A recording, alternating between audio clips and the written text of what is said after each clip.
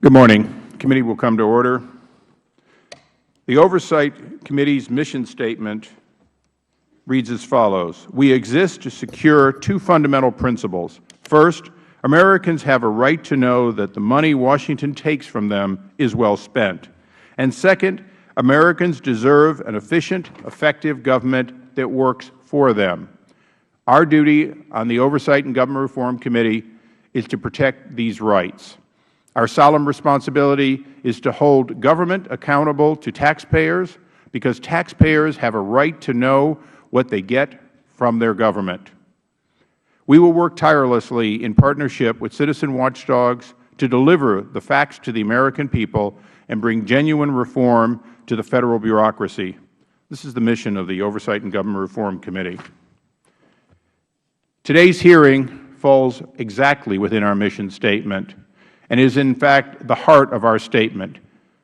Bureaucratic accountability is in fact a growing problem in America at a time in which we would hope that data transparency, websites that can be automatically populated with information day in and day out so that the Americans can seamlessly search for information they have a right to know should be a given. But it is the exception, the rare exception. FOIA authority needs to be expanded, but let me assure you, FOIA needs to be nearly obsolete. Obsolete because, in fact, most information requested and seldom properly granted should, in fact, be available online in real time.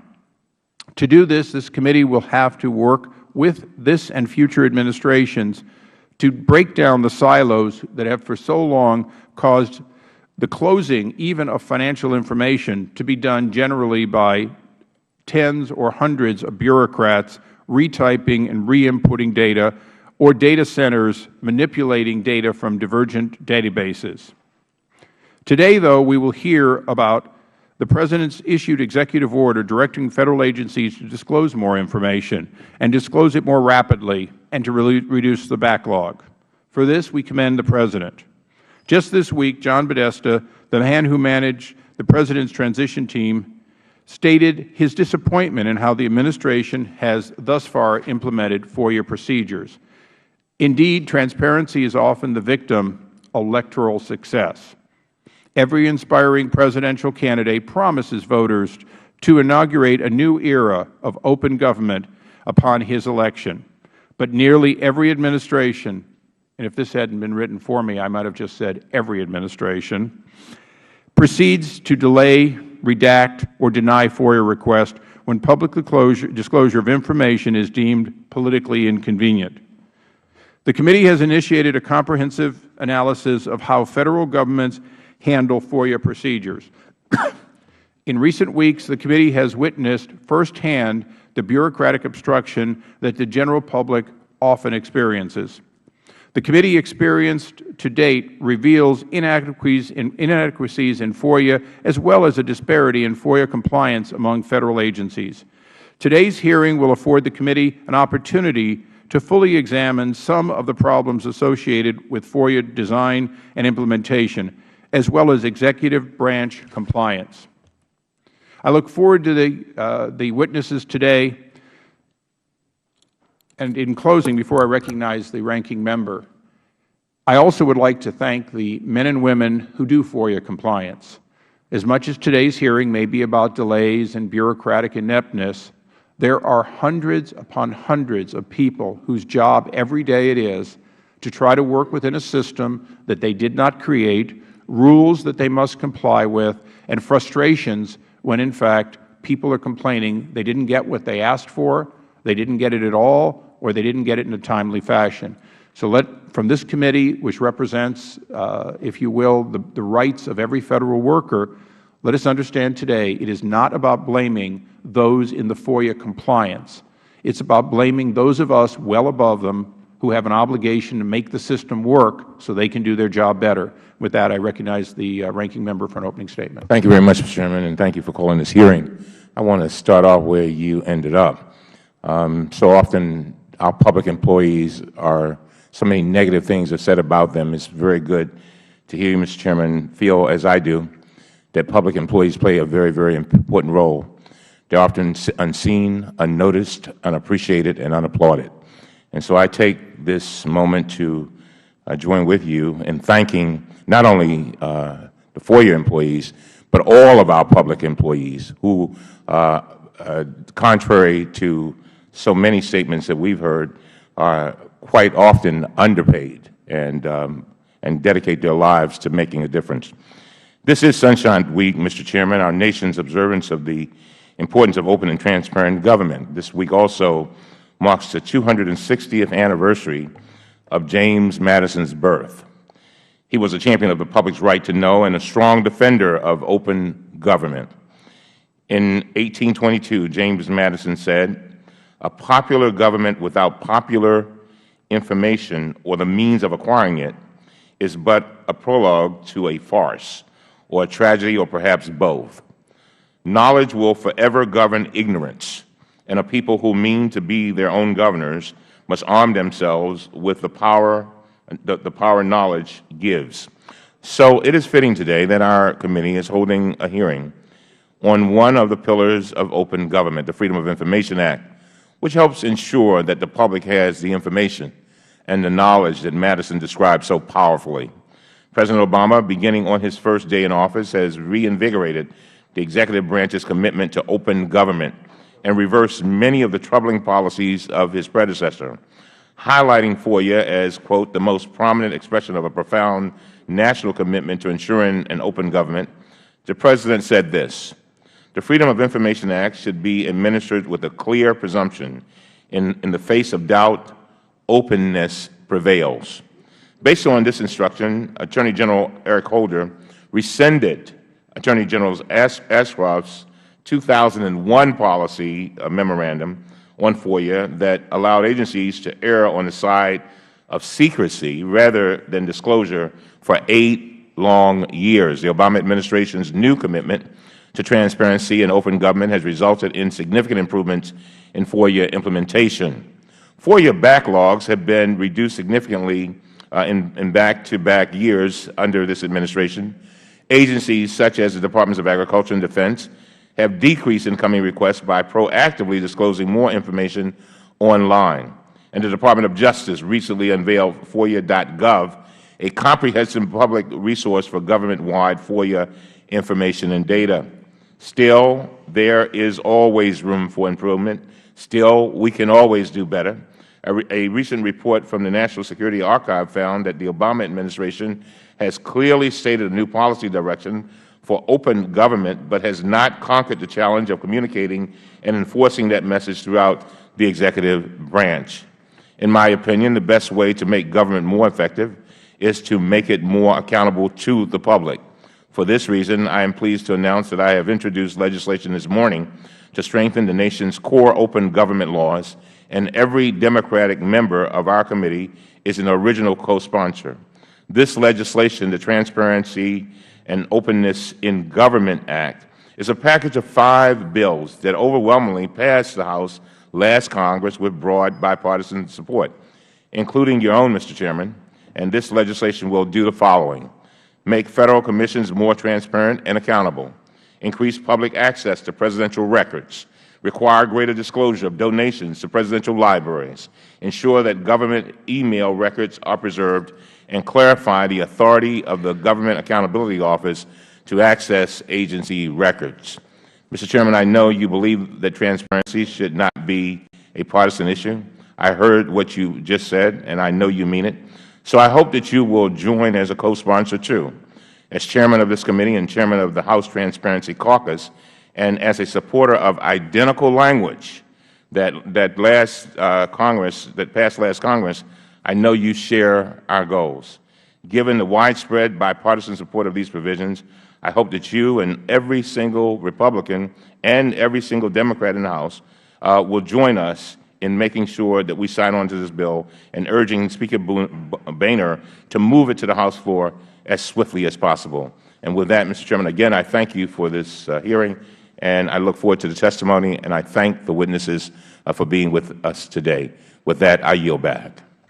I thank the ranking member. Members may have 7 days to submit opening statements and extraneous material for the record. The Chair will now recognize the panel of witnesses. Ms. Nisbetz, got that right finally, is the Director of the Office of Government Information Services, which acts as a FOIA ombudsman between requesters and agencies. Professor Daniel Metcalf is the Executive Director of the Collaboration of Government Secrecies through American University's Washington College of Law and a former Director of the Office of Information and Privacy at the Department of Justice. Mr. Rick Blum is the Coordinator for Sunshine in Government Initiative and has spent over a decade in Washington advocating for greater transparency in government. Tom Fitton is the President of Judicial Watch, a conservative nonprofit whose mission is to promote transparency and accountability in government, and we are very familiar with your work also. And Ms. Angela Canterbury is the Director of Public Policy at the Project on Open Government, otherwise known as POGO, which is focused on achieving effective, accountable, and open ethical government. And again, we thank you for your work. It is the rule of the committee that all witnesses be sworn. If you would please rise to take the oath. Raise your right hands. Do you solemnly swear or affirm that the testimony you shall give will be the truth, the whole truth, and nothing but the truth? Let the record indicate all have answered in the affirmative. Thank you. Please be seated. I would inform the entire panel that, contrary to our ordinary procedure, since this is the last day before recess, votes will be held sometime during this hearing. There will only be 2 votes. We will stay for at least 5 minutes, perhaps as much as 10. If you are still making your statements, we will leave. There will be 2 votes. We should be back in 20, 25 minutes after we leave. I would announce that as soon as anyone returns that can take the chair, we will commence so that we not interrupt. We will also take members who come back in the order in which they come if there is time. And I will now, for 5 minutes, most of you have been here a lot. You know the drill, green, yellow, red. Let's get through all of you if we can before the votes. Ms. Nibbetts. Nisbet. Good morning, Mr. Chairman, Representative Cummings, and members of the committee. I am delighted to be here today during Sunshine Week to talk about my office, the Office of Government Information Services at the National Archives and Records Administration. We are an important part of the freedom of information and the open government initiatives of the Federal Government, and we are also a new approach under the FOIA to avoiding litigation. As you know, the FOIA is pretty simple in concept, but a bit more complicated in execution. Anyone can ask for records of the executive branch agencies, which then, within strict time limits, must respond to the requester either disclosing the records or giving the reasons why they are not being disclosed under specific exemptions. If dissatisfied, the requester can file an administrative appeal within the agency, and then, if still unhappy, file a lawsuit in Federal court. At least that was the law until the FOIA was amended in 2007 to create the Office of Government Information Services, or OGIS as we call it, to offer mediation services to resolve disputes between FOIA requesters and the executive branch agencies. In addition to resolving disputes, the statute directs us to review agency FOIA policy, procedures, and compliance. In carrying out our mission, we have realized that much of our work does fall under the designation that Congress gave us as the FOIA Ombudsman. As an ombudsman, OGIS acts as a confidential and informal information resource, communications channel, and complaint handler. OGIS supports and advocates for the FOIA process and does not champion requesters over agencies or vice versa. We encourage a more collaborative, accessible FOIA for everyone. At this hearing, looking at, among other things, crowdsourcing of FOIA oversight, you will be glad to hear that the interest in FOIA reaches far and wide based on what we have seen in our first 18 months of operation. We heard from requesters from 43 states, the District of Columbia, Puerto Rico, and 12 foreign countries. Our cases have involved 32 departments and agencies, including all 15 cabinet-level departments. We answered questions, provided information, listened to complaints, and tried to help in any way we could. For the more substantive disputes, we facilitated discussions between the parties, both over the phone and in person, and worked to help them find mutually acceptable solutions. The statutory term mediation services includes the following: formal mediation, facilitation, and ombud services. We have found that the less formal method of facilitation by OGIS staff members provides something similar to mediation, but, as I said, in a less formal way, and parties are more willing to engage with OGIS and with each other without the perceived formality of mediation. Since September 2009, when we opened, OGIS has closed 541 cases, 124 of them true disputes between FOIA requesters and agencies, such as fees charged and FOIA exemptions as applied. As a facilitator for the FOIA process to work as it is intended, we were not calling balls and strikes, but letting the parties try to work matters through with our assistance in an effort to avoid litigation. In 3/4 of the disputes we handled, we believe that the parties walked away satisfied and that OGIS helped them to resolve their disputes. And you can read about those cases in our public case log, which is posted on our website. A realization we quickly faced is that defining success is a challenge. The final result of our process is not both parties getting exactly what they want, sometimes not even close. But if we are able to help them in some way by providing more information or by helping them understand the other party's interest, we feel that we have provided a valuable service. When OGIS first set out, we spoke of changing a culture or mindset from one of reacting to a dispute in an adversarial setting to one of actively managing conflict in a neutral setting. OGIS has a unique perspective on the way FOIA works. We work side by side with FOIA professionals and the agencies to improve the process from within, and we also work closely with requesters on the outside to address shortcomings. We have seen the importance of building relationships and trust among the members of the FOIA community. It's an exciting process. We've just gotten started, but we're pleased to see so many positive results in a short time. Thank you, Mr. Chairman. Thank you. Mr. Metcalf. Good morning, Mr. Chairman and members of the committee. As someone who has worked with the Freedom of Information Act for almost 35 years now, I'm pleased to be here to provide an academic perspective on the Act and its government-wide administration. My own views today are rooted in my work at American University's Washington College of Law in recent years, where I teach courses in government information law and direct the Collaboration on Government Secrecy, or CGS for short. CGS came into existence in 2007 as the first academic center at any law school in the world to focus on this subject area.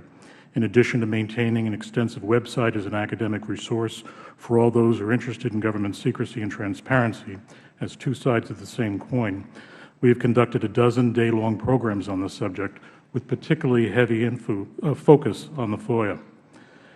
This academic perspective is also informed by decades of experience in leading the component of the Department of Justice that discharges the Attorney General's responsibility to guide all agencies of the executive branch on the complexities of the FOIA's administration.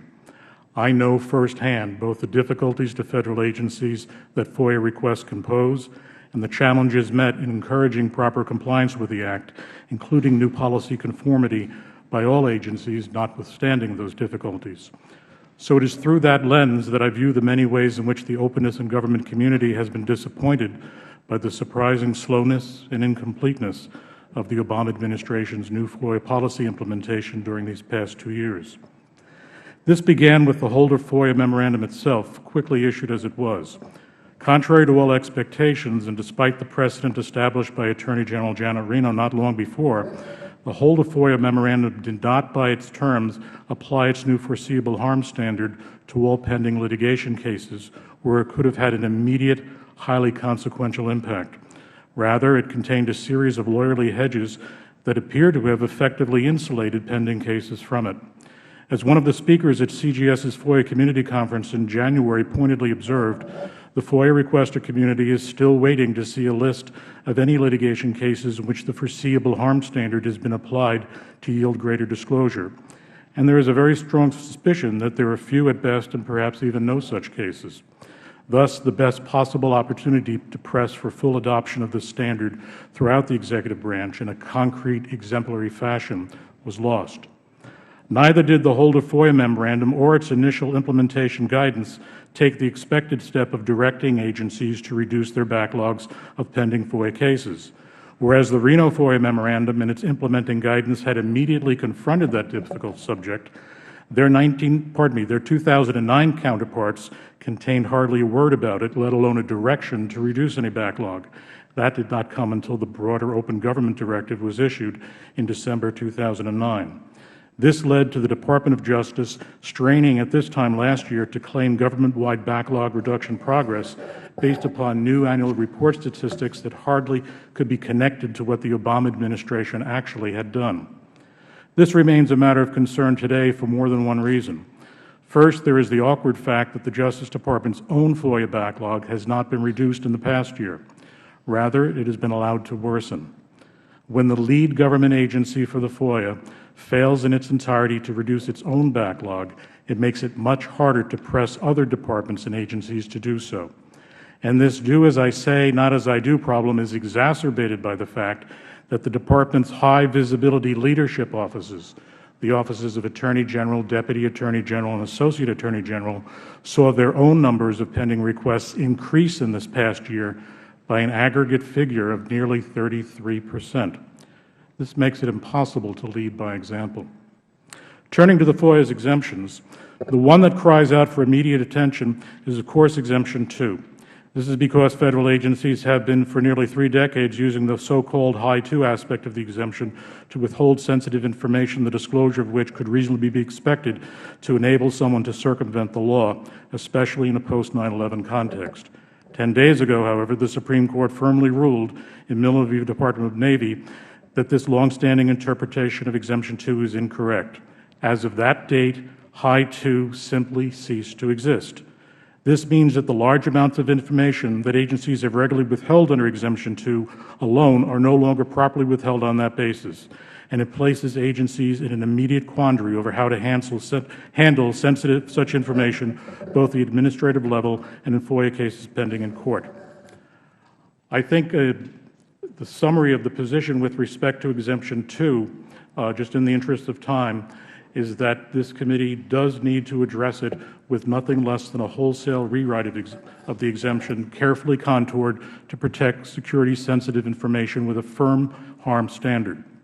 In conclusion, I also want to mention something briefly about Exemption 3, because I think the committee will also want to pay attention to that. I know it struggles with proposed new Exemption 3 statutes that it tries to flag for attention, but there's also the matter of the existing Exemption 3 statutes. This past year, CGS conducted an academic study of this subject by first compiling a list of the statutes invoked, more than 300 of them, and in summary, we found that nearly half of them were not properly qualified to be invoked as Exemption 3 statutes. The committee could take this groundwork, if it chooses, and build upon it simply by asking each agency that reports using a questionable statute under Exemption 3 to look into why and how it is doing so. I dare say that if the committee were to take such a step, it would at a minimum result in dozens of agencies realizing that many dozens of the statutes they now regularly use are not truly Exemption 3 statutes at all. Thank you for the opportunity to testify today, and I look forward to answering your questions. Thank you. Thank you, Mr. Blum. Thank you, Chairman Issa, Ranking Member Cummings, and members of the committee. I coordinate the Sunshine in Government Initiative, a coalition of media groups dedicated to promoting transparency and accountability in government. FOIA is a vital tool to identify problems in government and society. Because of FOIA, the public learned that beef in school lunches has been held to a lower safety standard than meat supplied to adults, and firefighter safety equipment would not work well at high temperatures or when wet. And yet journalists comprise only about 6% of all FOIA requests. Why? There are several reasons, none surprising. Long delays and backlogs that persist in every administration, no matter which party controls the White House. Few consequences for agencies improperly denying or delaying requests. And most journalists simply don't have the luxury to wait or fight bureaucratic battles. They move on to the next story. The most successful FOIA filers are the most organized and patient. And despite some improvements from the President's transparency efforts, reporters filing FOIA requests are seeing little improvement on the ground. I'd like to focus my comments on the costs of FOIA, troublesome statutory exemptions to FOIA under Exemption 3, as Dan has mentioned, and the use of technology to better manage the FOIA process. First, the cost of FOIA. The government is spending more money on the FOIA process. Federal spending on FOIA is up 35% in 2 years. In 2010, agencies reported spending nearly $400 million to process FOIA requests. At the same time, the investment in FOIA can save taxpayer dollars by shining a light on what government is doing. Let me give an example. The Washington Post tied good reporting with FOIA to show that farm subsidy payments meant as a safety net for struggling farmers were going to wealthy farmers and suburbanites. Proposed reforms to the subsidy program would save taxpayers an estimated $228 million in the first year and $2.5 billion over 10 years. We have no position on farm subsidies, but it's worth noting these changes would pay for the most of the government's FOIA expenses, and that's just one set of FOIA requests. Let me also address statutory B3 exemptions. These are exemptions that are written into the law. These undermine FOIA's presumption of disclosure. Our coalition spends considerable resources fighting defensively against the worst of these proposed exemptions. We looked at agency reports over the last decade to count how many statutes there are, similar to what Dan did. We found when you eliminate duplicates that Federal agencies cited at least 240 different statutes, it may be over 300, in denying FOIA requests. So for Sunshine Week, ProPublica, a nonprofit investigative journalism center, took our data and created an easily searchable online database of these exemptions and launched it this week. Why protect the identities of honeybee handlers or watermelon growers or certain pygmy owls at a particular national park? Or more significantly, losing contract bids submitted through competitive bids for Federal contracts. Separate B3 statutes bar the disclosure of all these things. Our hope is to learn from readers when these exemptions are used and when they are abused. We're crowdsourcing oversight of FOIA. Mr. Chairman, the provision in the Dodd-Frank financial reform law that you successfully opposed with others was just one of these B3 exemptions. Let me suggest several steps to better limit Exemption 3 statutes. First, in the House, this committee should receive limited referral of the particular provisions within legislation that affect FOIA, including Exemption 3 statutes. Second, in its regular review of legislation, the Office of Management and Budget could evaluate an agency's proposed B3 exemptions when they're proposed. And third, any author, sponsor, or reviewer should first assess whether existing exemptions would suffice without a new exemption, or the proposed exemption is justified, or any foreseeable harm resulting from disclosure is greater than the public benefit from disclosure. The statute's narrow in scope. What's proposed is narrow in scope and specific, and that there's adequate public notice so we can have an open debate about these. These steps would go a long way to avoid cutting overbroad or unnecessary holes into FOIA. Let me turn finally to the use of technology to better track FOIA requests, responses, and agency performance. For the public to help improve FOIA, the FOIA process itself should be more transparent. We see OGIS as an important part of this, and they're already helping to clarify the process for requesters and provide best practices for agencies. At a systemic level, the Justice Department's new FOIA.gov is a vast improvement. We hope it grows into a more robust system so the public can view past requests and responses, agencies can better manage caseloads, and we all can track in real time the backlogs and whether agencies are staying ahead rather than falling behind. Mexico has such a system, and it makes perfect sense for the U.S. Thank you, Mr. Chairman, for the opportunity to testify, and I look forward to your questions. Thank you. Mr. Fenton. Thank you, Mr. Chairman. Thank you, Congressman Cummings. We appreciate the renewed focus on transparency by this committee. Essential to Judicial Watch's anti-corruption and transparency mission is the Freedom of Information Act. We have nearly 17 years' experience in using FOIA to advance the public interest, and Judicial Watch is without a doubt the most active FOIA requester and litigator operating today. The American people were promised a new era of transparency with the Obama administration. Unfortunately, this promise has not been kept. And to be clear, the Obama administration is less transparent than the Bush administration. We filed over 325 FOIA requests with the Obama administration, and we have filed 44 FOIA lawsuits against the administration to enforce FOIA law. Administratively, agencies created additional hurdles and stonewalled even the most basic FOIA requests during this administration. The Bush administration was tough and tricky, but the Obama administration is tougher and trickier. For instance, we recently asked the Transportation Security Administration for documents detailing passenger complaints about TSA pat-downs and imaging procedures at airports. The response, which is attached to my written testimony, TSA asked us to define what we meant by complaint. And once we are forced to go to Federal court, the Obama administration continues to fight us tooth and nail. The litigious approach to FOIA is exactly the same as the Bush administration's. So one can imagine the difficulties we encounter litigating these issues in court against the Obama Justice Department. Judicial Watch has been digging hard into the role, for instance, of political corruption and its impact on congressional oversight of Fannie and Freddie, which collapsed in 2008. Government has spent upwards of $153 billion on these entities, and they've taken complete control of them. We've asked for documents about political contributions. We've asked for other documents. The administration's new position under the Federal Housing and Finance Administration is that Fannie and Freddie are not agencies subject to FOIA. Not one document those agencies have created over the time are subject to disclosure under the law, which we believe is obviously contrary to public interest and to the law. I can't quite fathom how this administration can laud a new era of transparency while over $1 trillion in government spending is shielded from practical oversight and scrutiny by the American people. And I'm not only talking about FHFA on that and Fannie and Freddie. I'm talking about the Treasury Department, the Federal Reserve, all the agencies involved in the bailouts. This government is growing by leaps and bounds, for better or for worse, and FOIA and transparency are simply not keeping up.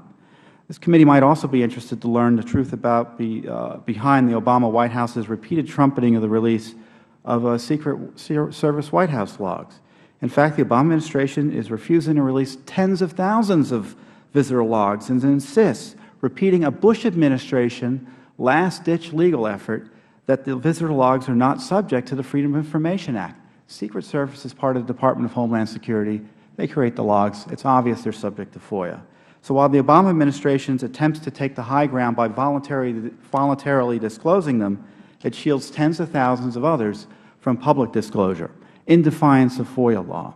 You know, back in fall of 2009, we were invited by the Obama White House to visit to talk about this very issue. And we were told by then Special Counsel to the President, Norm Eisen, who was in charge of these issues, will you please publicly praise our transparency efforts? It will be good for you. It will be good for the Obama administration. But, of course, they didn't want to release these records to us as they're required to under law, so we filed a lawsuit. So don't invite us to your office. You never know what's going to happen. To date, every court that has reached this issue, there have been 4 court decisions that have said these records are subject to FOIA. We even got these records under FOIA from the Bush administration. And now we know from published reports that White House officials have been meeting with lobbyists, and interest is at a nearby Caribou coffee shop across the street to avoid their trumpeted voluntary disclosure of logs. They don't want these people visiting the White House, so they meet them elsewhere because they don't want to tell the American people who they're visiting with. You know, we've asked for records about the Obamacare waivers, months, not one document. We asked for records about that illegal alien who was allegedly killed a nun in a drunk driving incident. Final report last fall. We asked for the final report. We sued. They said to give it to us in a week. Then they told us in the court, well, that final report is a draft report. You can't get the draft report. We're still working on the final report. We just got the final report. It was dated November 24th. So they told us they were working on a final report that had been dated 3 months previously. So this is the sort of gamesmanship, and frankly, only a government a political appointee would be come up with that sort of craziness in terms of FOIA responses. In Exhibit B, I draw your attention briefly at the end to Exhibit B. We asked for the FBI file of Ted Kennedy. It took us 4 iterations to get the final file.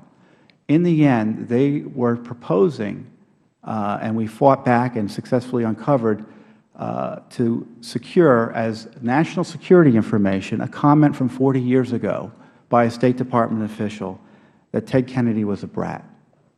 So, it shows that the FBI is not above politics in how it evaluates what to release to the American people. And you can imagine why they'd be hesitant to release this information.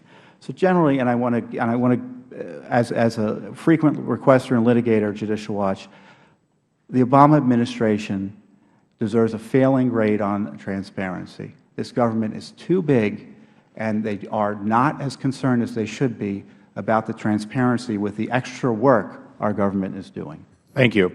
For the record, I'm sure I was a brat 30 to 40 years ago. I'm sure we all were. Ms. Canterbury. It's not a secret. It's not a national security It won't be issue. for me. Ms. Canterbury. Chairman Issa, Ranking Member Cummings, and members of the committee, thank you for the opportunity to testify today. I'm the Director of the Public Policy at the Project on Government Oversight, or POGO, which is an independent, nonpartisan watchdog that champions good government reforms. It's a particular pleasure to be with you here today to talk about FOIA, the Freedom of Information Act, which for nearly 45 years has been a cornerstone for our democracy and for open government. On day one, President Obama committed to creating an unprecedented level of openness in government. This administration certainly has put unprecedented energy into this goal, but how is the government doing? Well, it takes time to build an openness infrastructure and change a culture resistant to change and scrutiny. If the measure is proactive disclosure of information, then there have been leaps in innovations. Just this week, the administration launched foia.gov, which has terrific potential for improving public access to information like data.gov, recovery.gov, and usaspending.gov. However, if FOIA is the yardstick for openness, then we haven't gotten very far yet. Some mixed but overall disappointing reviews were delivered this week through 2 independent studies. The Knight survey found that the number of agencies that made concrete FOIA reforms jumped from 13 in 2009 to 49 in 2010. However, they included 90 agencies in their survey, and 17 were still working on the survey's FOIA request after 117 business days. 4 did not even acknowledge that they had received a request. The new analysis from the Associated Press also yielded mixed results. On a positive note, both studies showed that the use of withholding for inter- and intra-agency information, or Exemption 5, decreased, which the administration reported this week was a 26% drop last year.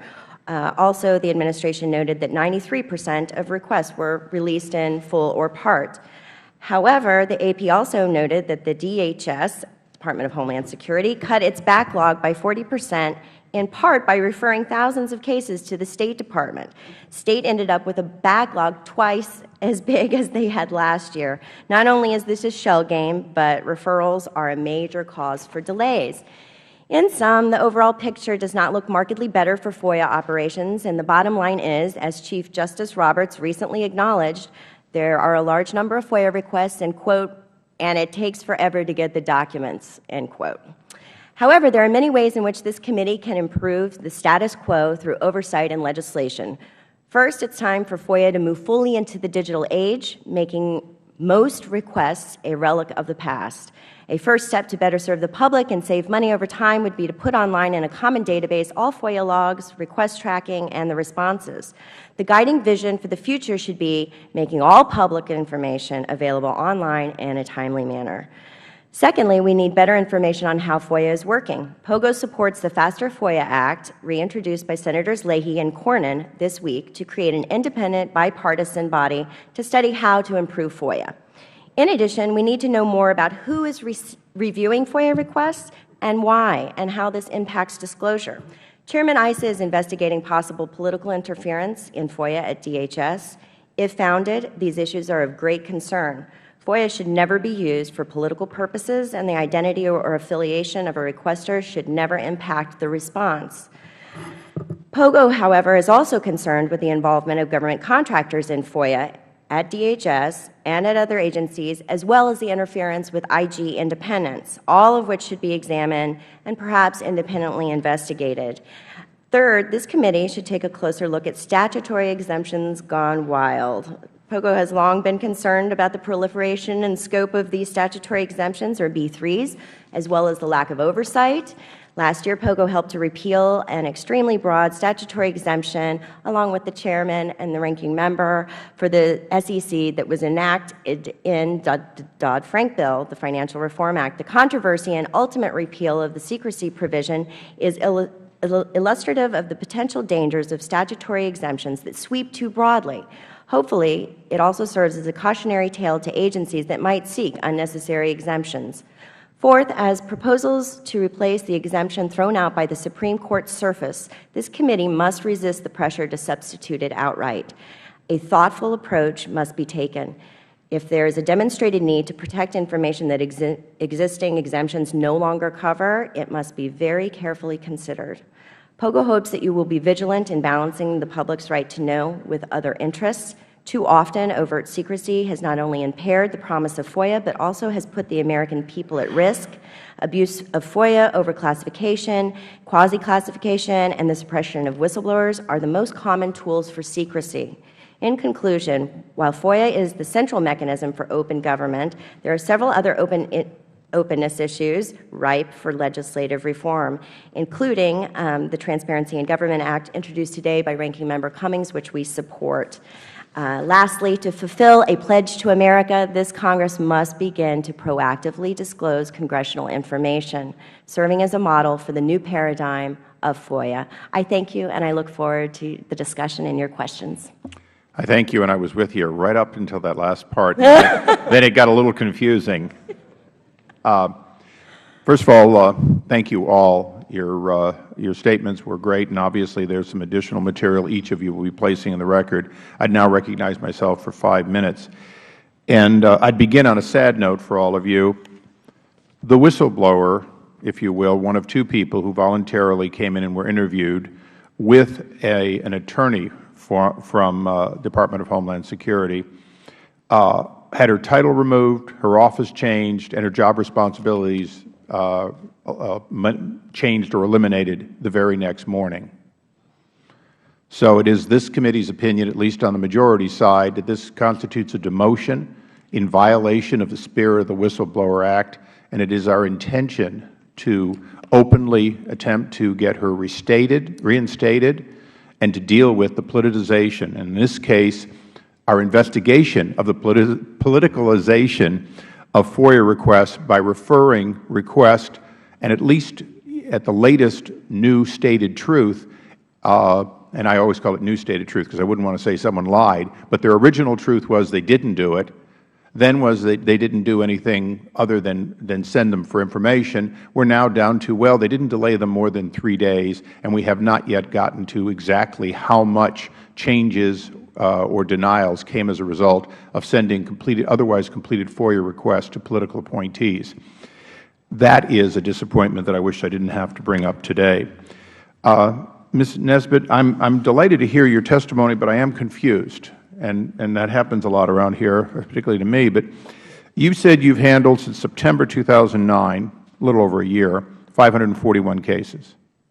Our records show that, for example, in fiscal year 2009, there were only 500. This is whole government. Right. Okay. But you mediated 541. Is that correct?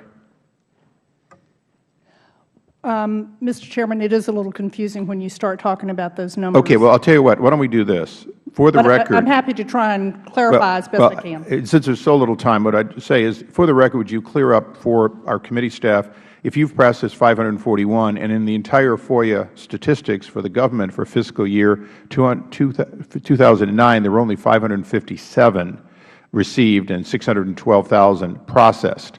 So your number is substantially similar to the gross amount, and we'd like to have that resolved for the record. Mr. Fenton? Yes.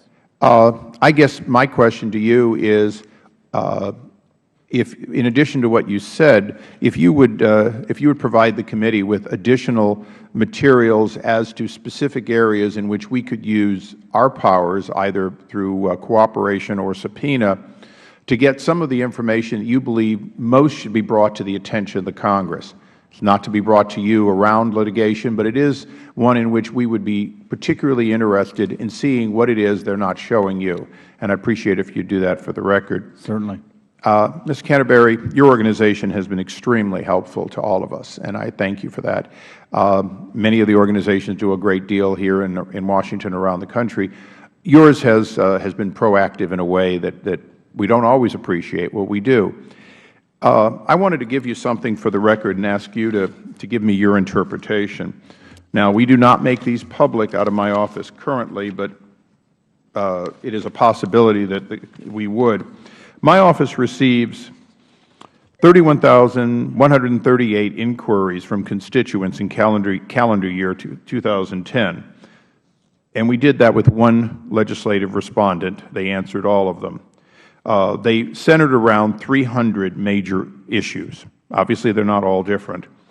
The Department of Justice receives 63,682. They used 425 full-time individuals to do this work, costing a total of $60 million. My one person cost somewhat less. Would you, and I'd ask each of you to respond, the biggest thing that we think matters is that once you answer a question, you know that it should be answered for one, it should be answered for all. How much of that cost across government do you believe would be eliminated if, in searchable data form, every answer once given was made simultaneously available to anyone who wanted to search a database, so that those questions would not come in again and take a plethora of study to give substantially the same information, depending upon how clever the questioner was versus the answer person? Well, certainly millions and billions, I would say, over time. Very quickly it would add up to a huge amount of savings and, allow the government to do other things. Okay, and I'll take it in any order, but Ms. Nesbitt, since you see so many of these, and obviously you saw cases in year 541 that were substantially the same as other cases, so you were arbitrating or mediating cases where different people were asking for substantially the same information. Isn't that correct? Well, certainly there are multiple requests from different requesters for the same kinds of records, and we would say absolutely it would be a great goal, and I think that there are people who are looking to do exactly as you suggest, which is to have one place where people can make requests, where they can track the responses to them, and ultimately all the records that are released are available, easily searchable, so that people can see what's already out there. Anyone else want to comment on that, or something along those lines of the consolidation of answers? I'll just point out, Chairman Issa, that there is indeed an existing statutory mechanism. It's called the Frequently Requested Record provision that was added to the Act in 1996, subsection A2D. And seldom used. But it provides for that type of thing with a numerical threshold. That threshold being the first request is processed, records are disclosed, and then if the agency either believes or receives that two more requests are at hand, then it's obligated by law to make it affirmatively available. So there's a mechanism in the law that is at that number. Congress could, of course, lessen that number from 2 or 3 down to 0. Thank you. Thank you all. Mr. Cummings. Thank you very much. Mr. Chairman, you started off your questioning with some very strong allegations, and certainly if they were true, this is one member that would be 100% with you. But I just want to, one of the things I said from the beginning when we first began this Congress is that we want to be fair to folks. I think we can put out allegations and they sit out there and the press write them up, and then a lot of times some things are cleared up later on, and still people are harmed, and I know that's not your intention. And so I'd like to make 2 points about the letter you sent yesterday alleging retaliation against the DHS employee who was interviewed by our committee. It appears there are two major factual inaccuracies in the letter. And first, your letter asserted that this DHS employee was demoted. In fact, she had competed for a new senior executive service promotion, and she did not receive it. A panel of senior career and non-career employees conducted a detailed competitive process, and the person who was selected was better qualified according to DHS, and we will discover that later on, I'm sure, and look into that. Committee staff were aware of this because they discussed it in several interviews they conducted with DHS employees. Second, your letter asserts that the DHS employee was demoted the day after she conducted her interview with the committee staff. This is also incorrect.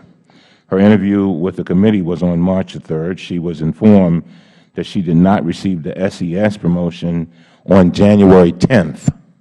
On January 10th, nearly 2 months earlier. Committee staff also knew this fact because they were told on a joint conference call with DHS the day before you sent your letter. Finally, as a result of these factual inaccuracies, your letter assumes conclusions that are not supported by the actual evidence. In fact, they appear to be directly contradicted, to contradict the information the committee has already collected. And despite the fact that the minority staff raised these concerns directly with your staff, you chose to send this inaccurate letter anyway. And so I'm going to, since it is a letter to you and this March 16th letter, I'm going to request unanimous consent that the DHS response to your letter, which was sent last night, be entered into the hearing record. I object based on the fact that we have not yet received that letter. No. We certainly would be happy when we receive the letter that apparently the minority and the administration wrote. We'll look forward to seeing it when it arrives and then consider it. Thank you. Now, let me go to you, Mr. Metcalf. And I only say that, Mr. Chairman. I just want to, I think we have to be very careful when these are people who, you just complimented our public servants, and I want to make sure that they are treated in a fair fashion. And I would make that argument whether it was employees on that side of the aisle or this side of the aisle, or no matter where they are. People are human beings, and they have to go back to their families, and people look at this, they see it on C-SPAN, see their names in the Washington Post, and then if there's no clarification, it's just out there, it's just a headline, and that person can be ruined for the rest of their life without an ability to get a job or to accomplish very much of anything. And that's just something, I've seen that happen to too many people, and I just don't want it to happen to another human being, period. Mr. Metcalf, on September 23, 2010, President Obama addressed the United Nations General Assembly, and in his address, he highlighted the importance of a world that fosters openness. This is what he said: "The strongest foundation for human progress lies in open economies, open societies, and open governments. In all parts of the world, we see the promise of innovation to make government more open and accountable.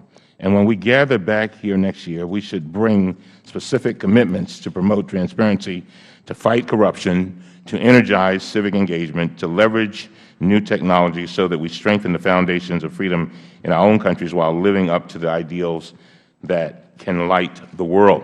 Mr. Metcalf, in your experience, has any other American president done anything at this level to personally promote government openness on the world stage? No, Congressman Cummings. As a matter of fact, I think it's fair to say that that action by President Obama is not only unprecedented, but it goes much further than any other president has gone to be involved in fostering transparency internationally and promoting the U.S. leadership role in that area. Not only did he do that in September, but he also, in November last year, when in India, entered into a very explicit partnership with that nation aimed at fostering openness in government. Mr. Chairman, I ask for the 1 minute and 38 seconds Of course. that you got. Mr. Canterbury, Ms. Canterbury, Danielle Bryan, the Executive Director of your organization, the Project on Government Oversight, made this statement about President Obama's efforts. She said this: "There is no question this is the first president in my experience who has personally elevated open government issues to the extent that that Obama has." Are you familiar with that statement? Yes, I am, sir. Do And I you would agree with your it. President? Yes. Another one of your colleagues, Tom Blanton, is the Director of the National Security Archive at George Washington University. This is what he said about the President's efforts. President Obama is the first President to invite transparency advocates into the Oval Office to talk about open government. In addition, the organizers of the National Freedom of Information Day Conference are giving President Obama an award this week to honor his deep commitment to an open and transparent government. But I want to be clear, everyone I just quoted also believes much more can be done, and I want to make it clear that I believe much more can be done. Our job is to promote these gains through continued oversight and to push for even greater transparency measures in Congress. That's why today we introduced the Transparency and Openness in Government Act. Ms. Canterbury, our legislation consists of 5 bills that all passed the House overwhelmingly with Republican and Democratic support last session, but were not enacted. And I think I heard you say that you support that legislation? Absolutely, sir, we do. Finally, I have about 15 seconds, Mr. Chairman. Do you think our committee should mark up this legislation at the next available opportunity? Yes. The gentleman's time actually is 32 over the additional time we gave you, but thank you very much. For everyone's edification, we're going to take one more round of questions this side. We'll break, and then Mr. Clay will be first up when we come back. We'll be out for about 15 to 20 minutes, but as soon as somebody's back in the chair, we'll start again, so don't go too far. Mr. Welbert. Thank you, Mr. Chairman, for that latitude, and thank you to the witnesses for being here today and expressing desire for sunlight.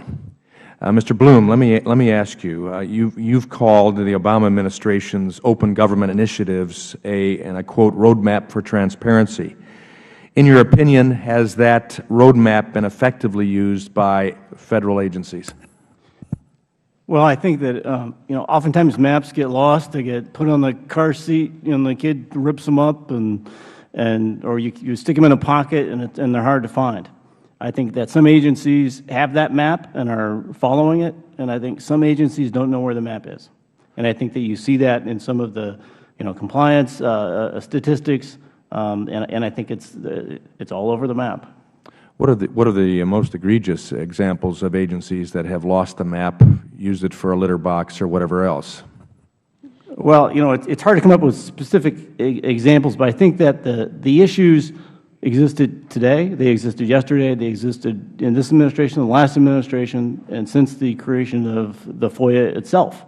It's the long delays. It's we have one reporter that I know of who was working during Hurricane Katrina, literally in the floodwaters, trying to figure out the chemicals that were in those waters because his readers were asking him, can we come back? Can we come home? Can we start getting on with our lives?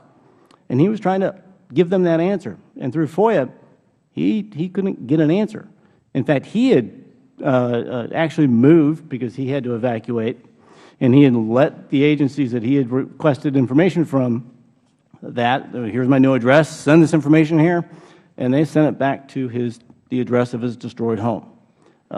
So it's really these long-standing problems. Ms. Nisbet, OJA should not have to remind agencies to return phone calls or to even pick up the phone. Okay, thank you. Mr. Fitton, your organization's website includes an archive of documents you've received under FOIA.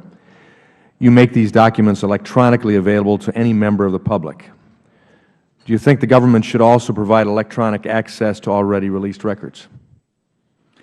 Yes, but that only goes so far. My concern is that these document dumps that the administration is highlighting are documents that you largely can get if you know where to look otherwise, and are not of matter of great public interest. The FOIA fights we get into are matters of public controversy, and that's where the rubber meets the road on FOIA.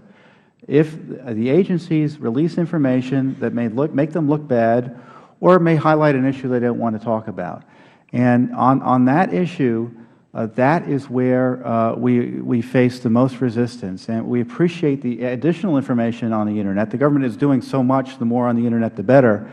But on issues of political controversy or corruption allegations, You're not going to find that on the Internet. No agency is going to put it up there, nor I would think you would get sort of the email traffic, for instance, you'd want about a specific decision. That's not necessarily going to be posted on the Internet. I don't know if it's a good idea to do that, generally speaking. Should they be? I don't know. Do we think that government bureaucrats should post their emails almost immediately after sending them? Maybe. You know, the government's asking us to do a lot of things, requiring us to give them a lot of information, has a lot of control, but the accountability is lacking, especially given the dramatic expansions of government we've seen recently. What are some, if you have, some examples of cooperative agencies and how they have worked to meet not only in the spirit of the law or the rule of the law, but the spirit of the law, your requests? I mean, the letter of the law is almost never followed. The State Department is an interesting agency. They take forever to give you a response. What the response they give you is usually something you are asking for. The Department of Justice is terrible. As I said in my testimony, the financial agencies are the worst. The Treasury Department is probably the worst in our experience, which is the most troubling given the financial crises we've gone through and all of the decisions that have been made related to the spending of our money to the tune of $1 trillion or so that have gone through Treasury and other related agencies. Okay. Thank you, Mr. Chairman. I yield back my time. I thank the gentleman. And as we take a 20-minute recess, note to the ranking member that by unanimous consent, I would ask that both yours and the corresponding letters be placed in the record, along with any additional supplementals you might want to put in, so there may be a complete review of what, quite frankly, is a disagreement about somebody getting a demotion, but more importantly of interest to all the people who are testifying here today. I thank the ranking member. Thank you, Mr. Chairman. We stand in recess until 5 minutes after the completion of the last vote, which I will ask to have posted on the monitor so that you'll know when we're done. We stand recessed.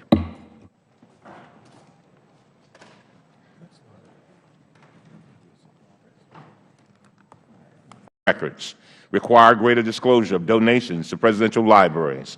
Ensure that government email records are preserved, and clarify the authority of the Government Accountability Office to access agency records. Mr. Chairman, I know you believe that transparency should not be a partisan issue. I heard what you just said, and I know you mean it. So I hope that you will join as a co-sponsor, too. As Chairman of this committee and Chairman of the House Transparency Caucus, and as a supporter of identical language that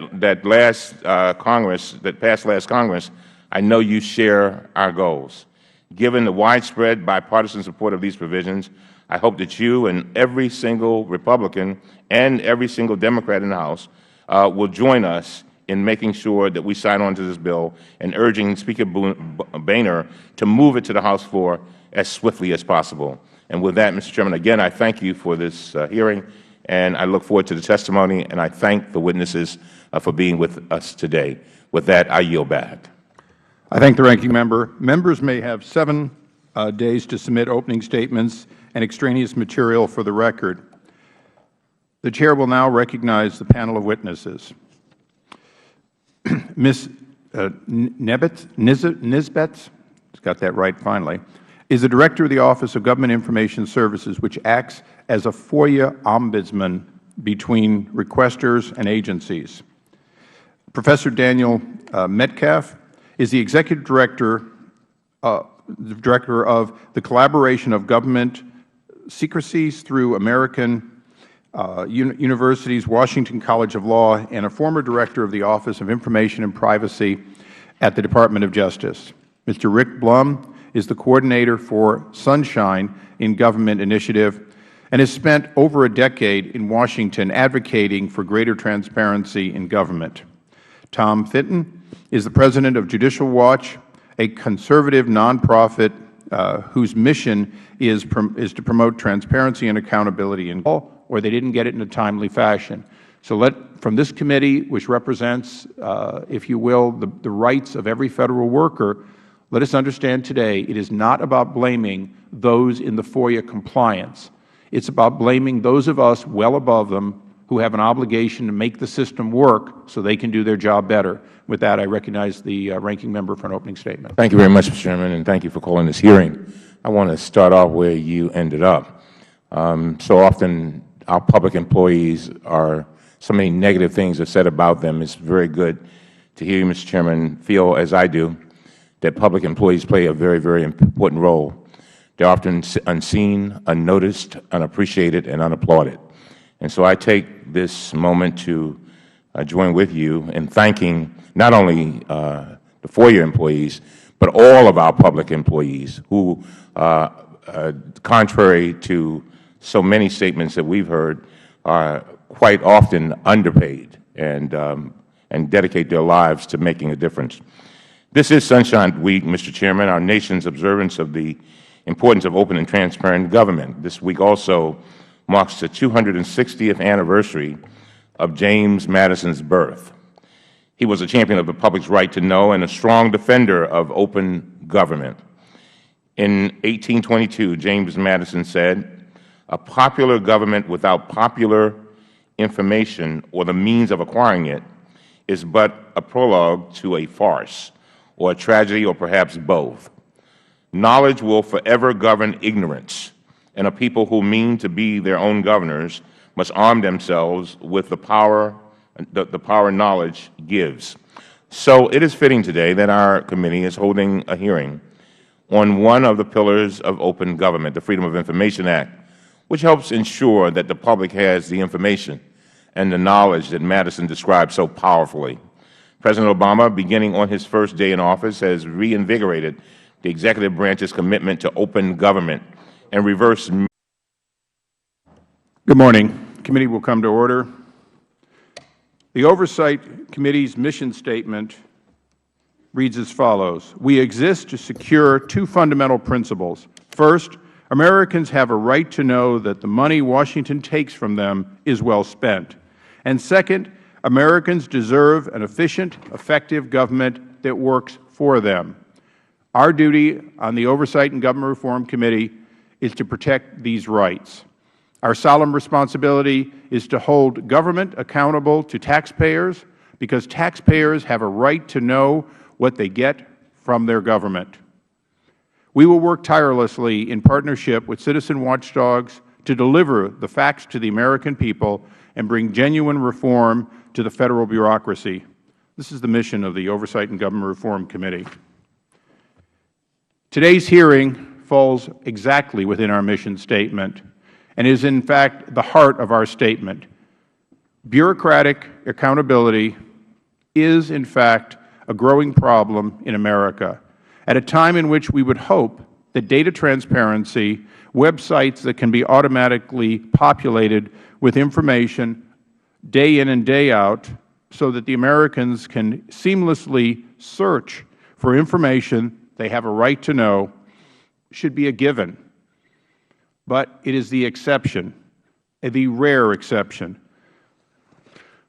FOIA authority needs to be expanded, but let me assure you, FOIA needs to be nearly obsolete. Obsolete because, in fact, most information requested and seldom properly granted should, in fact, be available online in real time. To do this, this committee will have to work with this and future administrations to break down the silos that have for so long caused the closing even of financial information to be done generally by tens or hundreds of bureaucrats retyping and re-inputting data, or data centers manipulating data from divergent databases. Today, though, we will hear about the President's issued executive order directing Federal agencies to disclose more information and disclose it more rapidly and to reduce the backlog. For this, we commend the President. Just this week, John Podesta, the man who managed the President's transition team, stated his disappointment in how the administration has thus far implemented FOIA procedures. Indeed, transparency is often the victim of electoral success. Every inspiring presidential candidate promises voters to inaugurate a new era of open government upon his election. But nearly every administration, and if this hadn't been written for me, I might have just said every administration, proceeds to delay, redact, or deny FOIA requests when public disclosure of information is deemed politically inconvenient. The committee has initiated a comprehensive analysis of how Federal governments handle FOIA procedures. In recent weeks, the committee has witnessed firsthand the bureaucratic obstruction that the general public often experiences. The committee experienced to date reveals inadequacies in FOIA as well as a disparity in FOIA compliance among Federal agencies. Today's hearing will afford the committee an opportunity to fully examine some of the problems associated with FOIA design and implementation, as well as executive branch compliance. I look forward to the witnesses today. And in closing, before I recognize the ranking member, I also would like to thank the men and women who do FOIA compliance. As much as today's hearing may be about delays and bureaucratic ineptness, there are hundreds upon hundreds of people whose job every day it is to try to work within a system that they did not create, rules that they must comply with, and frustrations when, in fact, people are complaining they didn't get what they asked for, they didn't get it at all. Many of the troubling policies of his predecessor, highlighting FOIA as, quote, the most prominent expression of a profound national commitment to ensuring an open government, the President said this: the Freedom of Information Act should be administered with a clear presumption. In the face of doubt, openness prevails.